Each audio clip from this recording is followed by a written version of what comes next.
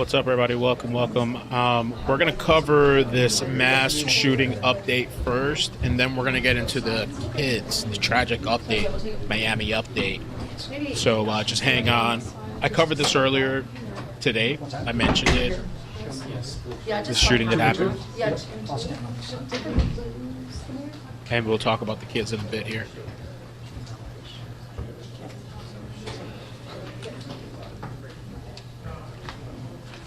They're getting ready to start.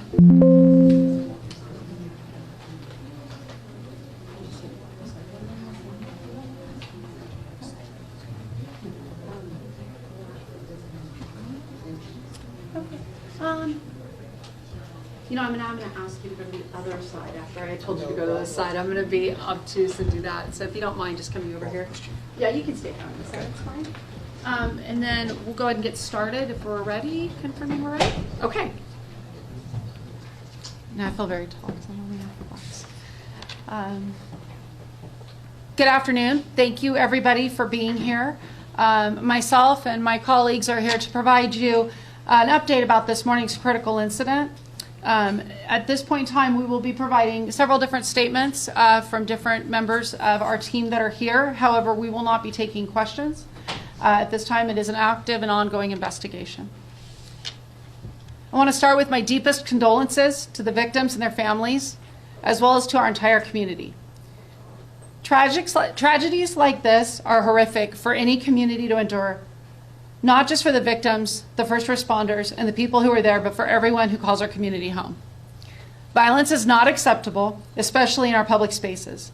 Everyone has the right to be safe here, and we are committed to ensuring the safety in our city. I want to be clear, the suspect is to blame for this incident. His actions is responsible for the tragedies that he created. This morning at 7:25, Reno police officers responded to the Grand Sierra Resort on the report of an active shooter. Within 2.5 minutes, our PD officers arrived on scene and were able to locate the suspect on the northwest side of the property in the parking lot. The suspect confronted these responding officers with a firearm, and an officer-involved shooting occurred. The bravery and rapid response by our officers stopped the suspect's rampage on innocent victims, which definitely saved lives and prevented additional people from being victimized. Officers and personnel from the GSR provided medical aid to the victims until Reno Fire Department and REMSA arrived on scene. The quick response by these skilled medical professionals ensured immediate treatment and transportation without hesitation to local hospitals. During the incident, one officer sustained minor injuries, most likely from glass fragments. This was the only physical injury our officers received during the incident. Officers, deputies from the Reno Police Department, Washoe County Sheriff's Office, Nevada Highway Patrol, Nevada State Police, Nevada Parole and Probation, Sparks Police, and several federal agencies responded to the scene. I cannot thank our first responders and GSR personnel enough for their rapid response and help in ensuring the victims of this tragedy received instantaneous help. The Sparks Police Department will be the primary investigating agency for the officer-involved shooting and the active shooter investigation. And this is part of our county-wide protocol for officer-involved incidents. I would now like to introduce Chief Crawford with the Sparks Police Department to provide more details about the investigation.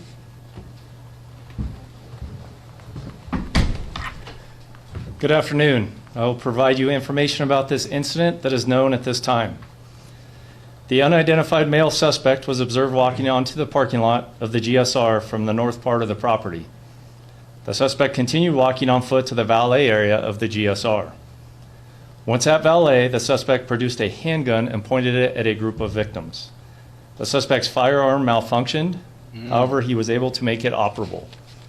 Once operable, the suspect fired multiple times at the group of victims at valet. In total, 5 people in the valet area sustained gunshot wounds, and 1 victim was pronounced deceased on scene. 4 other victims were transported to a local area hospital. Of those 4 victims, 1 was declared deceased at the hospital, 2 victims remain in critical condition, and 1 has been released from the hospital. It was later determined that the suspect had multiple firearm magazines with him at the time of the shootings. The suspect then fled back north through the parking lot at which time a GSR security officer located the suspect in the parking lot, and the suspect opened fire on the security guard. The security officer returned fire at the suspect. The suspect then continued fleeing north through the parking lot.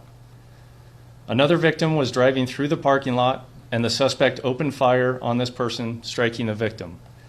That victim was pronounced deceased on the scene. Wow. There you go. Reno police officers arrived on scene and located the suspect, where he fired upon officers, striking a patrol vehicle. Wow, this guy was An officer crazy, involved man. shooting then occurred. Multiple officers from the Reno Police Department discharged their firearms, striking the suspect. The suspect was taken into custody and transported to a local area hospital, where he remains in critical condition. In total, 6 victims were shot. 3 of them are now deceased, 2 remain in critical condition, and 1 was released. What? At this time, we have no reason to believe there is a connection between any of the victims and the suspect, and we have no known motive by the suspect. Our condolences to all persons involved in this tragic incident, especially to the family members of the deceased. The Sparks Police Department is lead on the investigation and will be assisted by the Washoe County Sheriff's Office. This is an active investigation. Any new information related to the investigation will be released by the Sparks Police Department through written communication when possible. You want to do it or you want me? And we will bring up Reno Mayor Hillary Sheevey.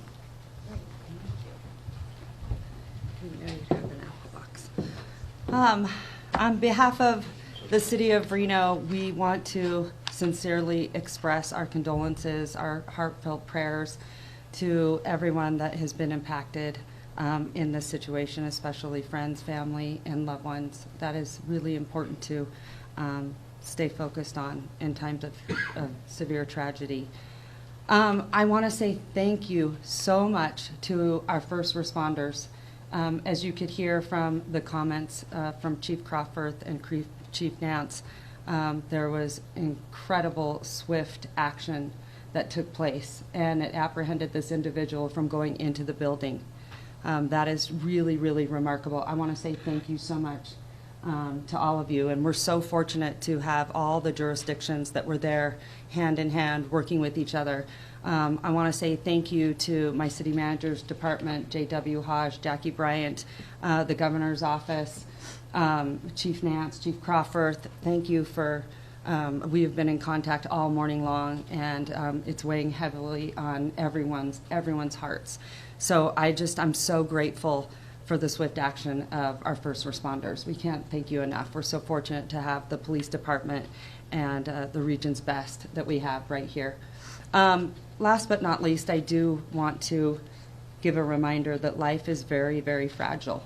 Yeah. So please tell your family, your loved ones, your friends that you love them every day, because life can be very unpredictable. These people are just crazy, So man. We've I been just talking wanna about this, thank all the of you, violence. all of the media, my team, and the GSR. I do want to point out, we have been very fortunate to have a very close relationship with the GSR and their security team. I know that we have had that relationship for a long time, so I'm very grateful to their swift action as well. They have worked with our law enforcement for a very long time, and I think because everyone was so well trained that we were very fortunate. So I just want to say thank you to everyone for being here. People are nuts, man. Yeah, you don't know anywhere. You're going out shopping, you're taking your kids somewhere. I'm the Reno Fire Chief. The fire department's involvement in this began when we were notified at Engine 21, which is the station essentially across the parking lot from the GSR. Since he notified us of a potential shooting event, Engine 21 responded immediately, extremely short response time, immediately upgraded the call as well, which means they asked for additional resources. So we sent Engine 1, Ladder 1, a battalion chief, and a safety officer in addition to Engine 21. So we had a total of 16 people on scene. They staged in the area until RPD secured the scene, and then immediately responded in. Took them less than 30 seconds to begin assessing and treating patients. After doing so, or as they did so, we had 3 firefighters who assisted with transports, the ambulances that brought victims to the hospital to provide treatment while en route to the hospital. Thank you, and I think next up is, I would like to also express the condolences on behalf of the Reno Fire Department, and our thoughts are with everybody, especially the families who were involved in this incident. Thank you.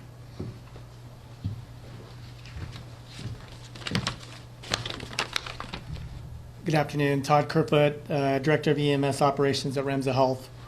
Remsa Health shares the community's sadness at this morning's critical incident at the Grand Sierra, and we are keeping those affected by this event in our thoughts. I can share some patient care and transport information, but I'm limited in the amount of details due to patient privacy. Remsa Health's dispatch center received the call at 7:25 for gunshot wounds and an active shooter, possibly with 2 patients. Immediately, 2 ambulances were sent, as well as the on-duty EMS supervisor. The first unit was staged at 7:29, and at 7:32, Reno Police advised we were clear to enter the scene. At that time, an additional 4 units were requested. In total, 9 ambulances responded, including 1 from Truckee Meadows and 1 from Reno Fire. Remsa Health transported 4 patients from the scene, 1 of which was the suspect. 3 other patients with minor injuries declined transport. 2 patients were deceased. Upon arrival of our crews, were not transported. The patients who were transported had injuries consistent with gunshot wounds. The first unit on scene was there within 4 minutes. Scene and transport times were minimized, and crews were focused on providing life-saving interventions and prioritizing rapid transport of the patients to the trauma center. I want to express appreciation to the Remsa Health crews for demonstrating clinical and operational excellence during a demanding and dynamic situation. Thank you, too, to the Reno Fire Department, Truckee Meadows Fire, North Lake Fire Protection District for their roles in the event as well. We're proud to serve alongside these regional law enforcement and fire departments and to be entrusted by the community to provide medical care and transport during difficult moments like this. Thank you. And I would like to introduce Shannon Keel from Grand Sierra.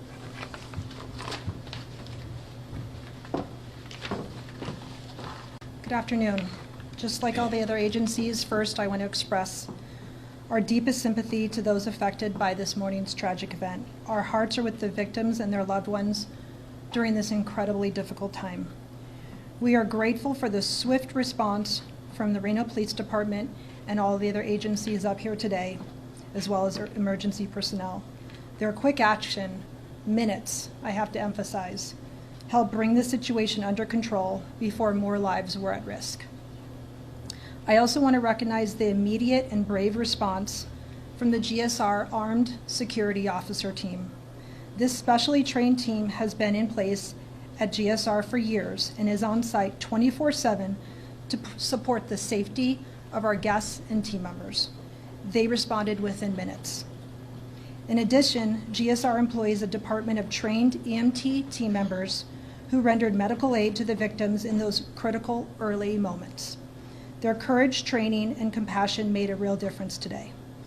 The incident occurred outside of the building, in the parking areas, not related to any GSR activities.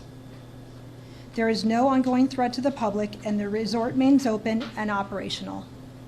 We are focused on supporting anyone who may have been impacted, including our guests and team members. Your safety has always and will remain a priority. We are fully cooperating with all law enforcement agencies involved. We are extremely appreciative for the ongoing teamwork and cooperation between GSR and all of these local agencies. We thank the committee, the community, GSR team members, any guests that were at GSR today for their concern and support. While this has been a difficult day, we remain committed to creating a safe, welcoming environment for anyone who chooses to spend their time at Grand Sierra Resort. Thank you.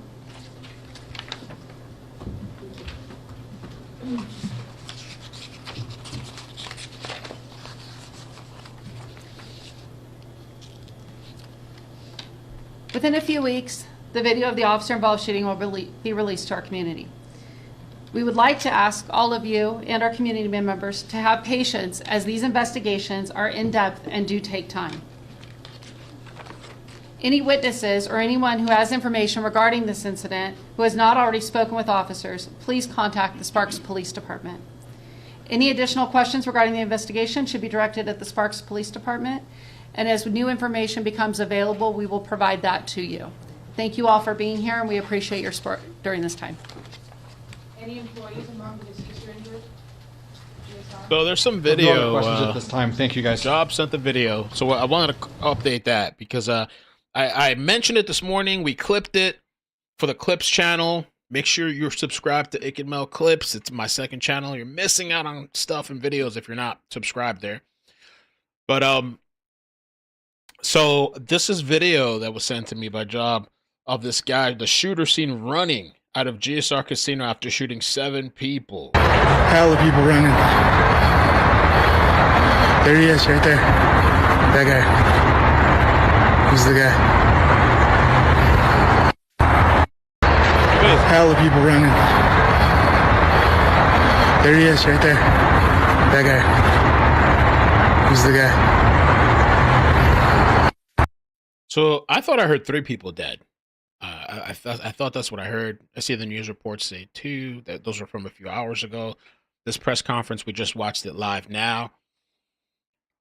I don't know what's going on because they're saying. I think they, from what I heard, I thought him say they don't believe there was any like connection. These people are just like the stabbing, the mass stabbing at Walmart. These people are just doing these mass stabbings, mass shootings, no connection. What? And good afternoon. Let's go with that. Let's update the boat. And off the top at 4, we continue to follow breaking news after a barge struck a sailboat, sinking it off Miami Beach. We're now learning that 2 victims were killed and another is unresponsive. Multiple agencies coming together for a massive search in the water that lasted hours. 6 victims, an adult woman, and 5 kids were pulled from the water. And Local 10's Leah Marajón is standing by at the hospital with more on what we're learning about the status of the victims. And our Glenna Milberg is standing by at the camp they were sailing from. But we begin tonight with Local 10's Christina Vasquez, who is live at the scene for us with more on the breaking details. Christina. As I join you live, there are heartbroken families tonight. This was a race against time, as you described it, a multi-agency response. So many divers from so many different agencies trying to save those young lives. And we have just learned that 2 have died. 1 remains critical condition, and it is the chairman of the FWC that I just got off the phone with who confirms all 3 are children. So what we know is that at 11:16 this morning, City of Miami Beach Fire was dispatched to a vessel accident behind Hibiscus Island. Let's come back in here. On board this fire rescue leaving Miami Yacht Club for Jackson Memorial Hospital, 1 of the kids hurt when state investigators say a barge hit their sailboat near Star Island in Miami Beach. And they were all apparently thrown off, which is also part of the investigation. We utilized one of the homes here in Hibiscus Island to be able to transfer the children from the ocean to land where we had rescue units standing by. Miami Beach Fire is far with their divers. The county still has some divers in the water. A total of 6 on board the Miami Fire Rescue, a female adult counselor, and 5 kids between the ages of 7 and 12, of which 4 were transported to Jackson. Florida Fish and Wildlife Conservation Commission tells Local 10 News 2 pronounced deceased, 1 is currently unresponsive. It's horrible, like really horrible. Right there, you're hearing from one of the neighbors from where I'm joining you live. This is Hibiscus Island. That's because just beyond me, that's one of the homes that these first responders leverage. They utilize that home in order to do triage. But once again, such a heartbreaking update. We are getting a confirmation from FWC, and it is the chairman who is also confirming that the 2 who have since passed are children and that 1, a child, remains unresponsive. Now, according to the U.S. Coast Guard, FWC is the lead in terms of the incident response, but they are the lead when it comes to the investigation, and we are expecting really just minutes from now for the U.S. Coast Guard to provide us an update that we can share with you about its preliminary findings here into its investigation. For now, reporting live for you, I'm Christina Vasquez, Local 10 News. Oh, really so tragic. Christina, thank you. Our team coverage continues now with Local 10's Glenna Milberg. And she is live at the Miami Yacht Club where the children were camp members. Glenna. Camp members. Another camp. Calvin, Nicole, we are all parents talking here. The worst possible news. So many of them do not yet know that 2 of these campers did not make it from that accident. Here at the Yacht Club, I want to take you to some video. More of the search and rescue, that huge barge that hit the sailboat from this camp. It's about a mile away, the spot where this happened, about a mile away from the Yacht Club where these kids come to camp. This is the very first week of camp, and on that schedule are safety meetings before they set sail. And that is what happened today between 10:30 and noon when this happened. There were 5 kids, as you heard, on that boat, but there were so many more from the camp out there. And one little boy named Enzo was on shore and watched what happened here. It was a big garbage boat, and the getaway was in front of it, and the boat wasn't paying attention, crashed right into them. And So they're saying the barge, I think that's what I was hearing too, that the barge supposedly had hit the sail. they all went flying off the boat. 2 were found really quickly. 3 of them, there was helicopters, boats. Where were you when you watched this happen? I was on the shore. I had just got there, and I saw like everything happen. Yeah. Wow. And so were people, screaming and scared, right? No, everyone else was in the water, but the second it happened, they called everyone to go back to shore. And is everyone okay? Were your friends on the boat? No, it was the first week here. Tell us about that camp. What is it? It's sailing. Sailing camp? Yeah. And it's your first week? Yep. So we began to do those interviews when parents were picking up their kids. Enzo's grandmother was with him, just for the record. Grandmother was listening to this interview, and you can hear an hour or so ago that this just isn't processing the severity of what happened. As we go on tonight, I'm sure that these kids will feel this and understand much more. The people on the boat were 7 years old. One of the fathers told us 7 younger kids in the camp. The camp itself, the yacht club itself is asking for privacy. They are very much working with law enforcement. In fact, we have seen law enforcement, FWC and Miami Police in and out of here today. I'm Glenna Milberg, live in Miami at the Yacht Club today. Local. So yeah, I wonder what's I don't know, how does that work the right away? I mean, when they didn't notice the barge coming, I guess, or I mean, I don't know, man. Full 10 News. Such young children. Prayers and privacy their way. Glenna, thanks. Our team coverage turns now to Jackson Memorial Hospital, where first responders rushed those victims. That's where we find Local 10's Leanne Morajon with the latest on their condition. Leanne? And this really was a joint effort to try to get these children out of the water alive. But we're told by sources tonight that they are really not taking it well. This was a very difficult call for them as they picked up those children from the water and rushed them here to the hospital. We do have some video showing those moments. And in fact, you can see one of those first responders actually embracing with another, just some of the emotion that sort of seeps through as we know that they have such an important job to do. Again, the latest information we have were that there were 5 children on board this vessel, 1 camp counselor. 3 children were removed from the water. We're told they were beneath that barge. They were transported in critical condition. And sadly, the update that we have is at this point, 2 of them have been pronounced dead and 1 of them continues to be unresponsive. A third party ended up taking that counselor and another child to the yacht club where we just joined Glenna live. And from there, the child was transported to the hospital. That 4th child in stable condition. That camp counselor, as you can imagine, was part of this wreck, witnessed it all, had to be rescued. That person did not need to be transported and was stable. Another child, the 5th child, was also stable and did not need transporting. But at this point, the latest information we can confirm is that 2 children have been pronounced dead. A 3rd is unresponsive after this tragic wreck on the water. And of course, those first responders just so heroic, diving in to try to do what they can for these children. They are not taking it well. For now, reporting live here outside JMH, Leanne Morejon, Local 10. Valiant effort, heartbreaking. Thanks a lot, Leanne. Okay. There's 2 other stories too that I want to cover. We're gonna go to the Clips channel in a minute. I did wanted to play a little bit of. Oh yeah, this just had some information. I thought this was kind of insightful. But this had it says that this happened around 11:15 this morning. 6 on board, an adult and 5 children aged 7 to 12 were thrown from the boat by the collision. According to the U.S. Coast Guard, 2 children whose ages weren't immediately released were pronounced dead at Jackson Memorial. So horrible, horrible update. I'm glad the others survived, but horrible, horrible update. And again, with the vests and stuff, where they're wearing life vests, I don't know.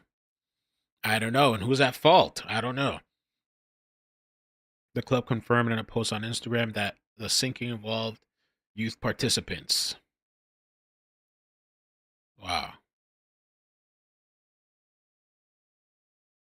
What a mess. One South Florida. I'm Christy Kruger. And I'm Louis Aguirre. Thanks so much for joining us. Let's get right to your top story at 3 o'clock. Developing right now. Multiple people, including children, rushed to the hospital after a sailboat crashes into a barge on Miami Beach. The crash launching an urgent multi-agency search and rescue effort this morning. And our cameras captured the frantic moments right when those first responders got to the scene, rushing one of those victims to Jackson Memorial Hospital. Crew scene taking that victim into the trauma center on a stretcher. We have live team coverage this afternoon. Local 10's Liam Morihong is standing by at Jackson Memorial Hospital. What we're learning about the victims who were hospitalized. But we're going to begin with Local 10's Christina Vasquez. She is live in Miami Beach with the very latest details, and we're learning about that frantic rescue. Christina. This was a race to save lives. You have that exactly right. Just picture it. There are multiple agencies involved here. They're getting that mutual aid request for help, and they responded. We are talking about Miami-Dade County Fire Rescue, City of Miami Fire Rescue, Miami Beach Fire Rescue, even state officials and divers with FWC, all of them converging just beyond where I'm joining you live. And that is because from the latest we know from state investigators, while the barge did hit that sailboat in open water, right where you're looking live, just beyond a heartbeat here, is a home here on Hibiscus Island. And this wound up being a staging ground. They utilized a home here as divers went in and pulled those that were in the water to shore. And again, there were 6 on board here, a female adult counselor and 5 children. And of them, 4 of them would be transported to an area hospital, 3 in critical condition and 1 in stable. Take a look. What we know is that at 11:16 this morning, City of Miami Beach Fire was dispatched to a vessel accident behind Hibiscus Island. On board this fire rescue leaving Miami Yacht Club for Jackson Memorial Hospital, one of the kids hurt when state investigators say a barge hit their sailboat near Star Island in Miami Beach. And they were all apparently thrown off, which is also part of the investigation. Youth participants from the Miami Youth Sailing Foundation, a total of 6 on board, says Miami Fire Rescue, a female adult counselor and 5 kids between the ages of 8 and 12, of which 4 were transported. 3 in critical condition and 1 in stable. And we used someone's residence, whoever it was, we're thankful to them, to be able to have the triage.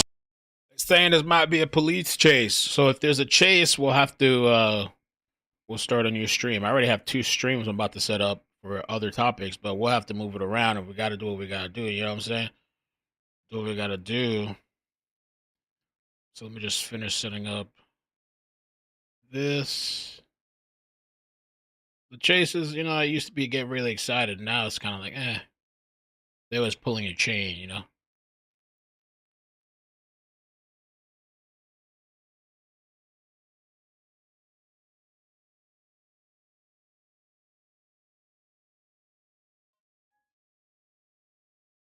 Let's see.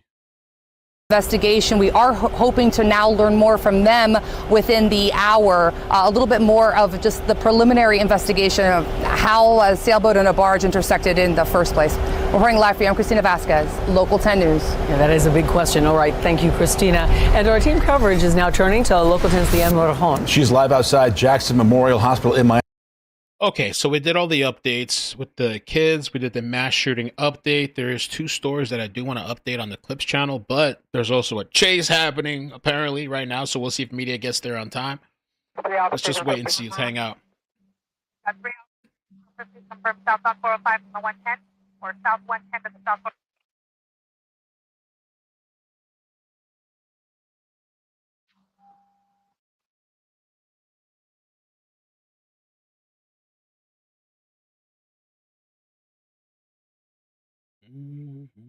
First step it out. You know the suspect that you guys want.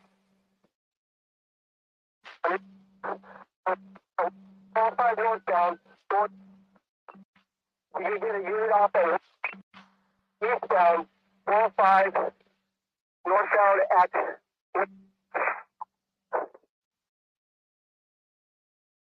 Adam, when you're ready, completely 10-1 on read. Airship, the last 1020 was first bail from south 110 to the south 405. 190th Street, and what's up here? 405. Copy, we need a unit 190th off the south 405. Correction off the north 405.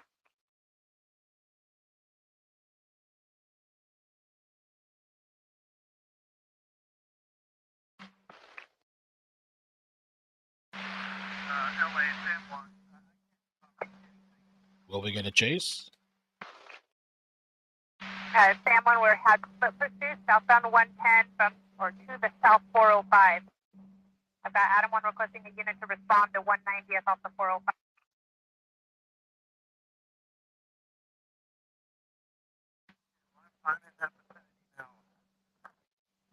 Sam 1's in the area.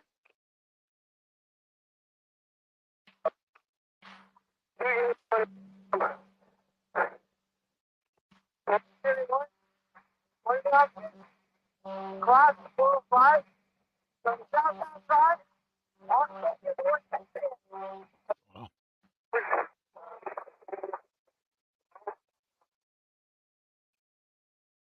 I have multiple units on the air. I'm unable to copy airship. Are you overhead? This is overhead on the 110, south of 405. I don't have black and white.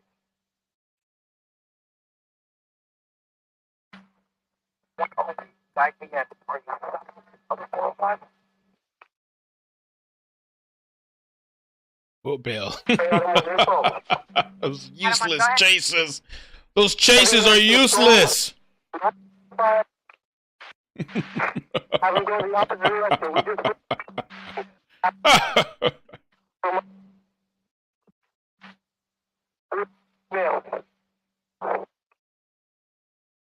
Adam 1, your radio's completely broken. 10.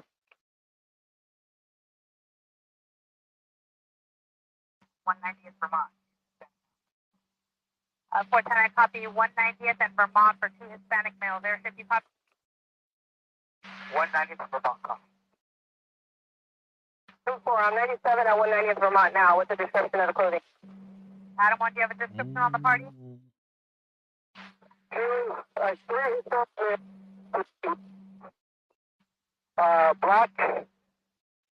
Black pants with the white feet. That one is only took off here. Still very 10-1, I copy 3 Hispanic male adults, black pants, one with a An active shooter? Wait, what? Active shooter? I can't, man. I can't keep up. I have 5 streams going. Now it's another active shooter? Hey, we're going to have to order some food, man. I don't think I'm going to be able to get up tonight from this damn computer. What? Is there an active shooter?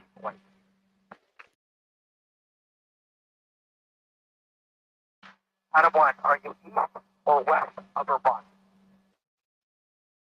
Man, we're going to have to skip out on everything tonight, baby. Hold up.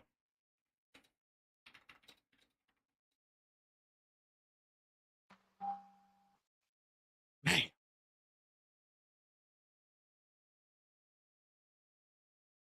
What we doing, Pippin? Okay, copy. Last thing going westbound toward Vermont. Black and white in the area, and you can yell anything you want this time. Airship, I copy 3 patrol vehicles in the area. On Vermont, there's under the 405. Copy on Vermont under the 405 detail and any suspect on.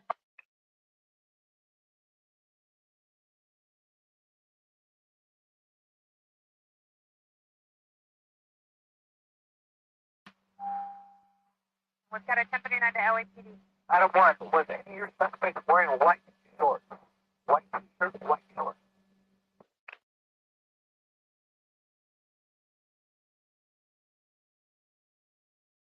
LA 120, we have a visual. They're going to be running on a property east of Vermont, north of the 190th. Copy a visual eastbound on Vermont, north of 190. Running on a property.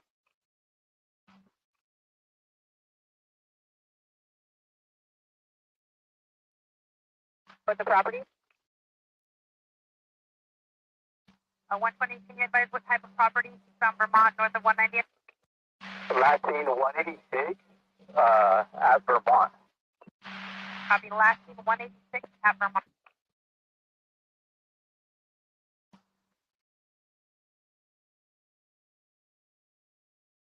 Where? 1097 with 120. 410, I copy you. 1097 with 120. Okay, I have the officers playing down a driveway eastbound. Airship, I'll go with the 10. I have CT officers Vermont and 186, and they're pointing eastbound. Is that correct? Copy. You have visual of the officers on Vermont and 186. That's affirmed. It was eastbound on Vermont. The last known footage for the victim. That's affirmed. I've got airship over. The area you're talking about, rooftop. Oh, I got something, baby. We gotta go. Oh my god. Oh, we gotta go. And no visual on suspect running. Okay. We gotta set up a live. We gotta go. Shit.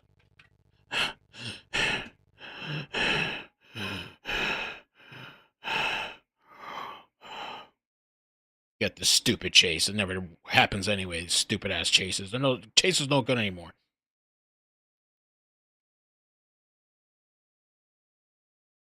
Alright, I'm moving you guys right now. We're transferring. Oh shit. Okay. I gotta do something real quick too. I gotta change all my settings. I have 5 live stream scheduled. Now they're not gonna happen now. On time. It's hot in here too. It's fucking hot. I'm gonna turn on the AC. Did I hit the wrong channel? There we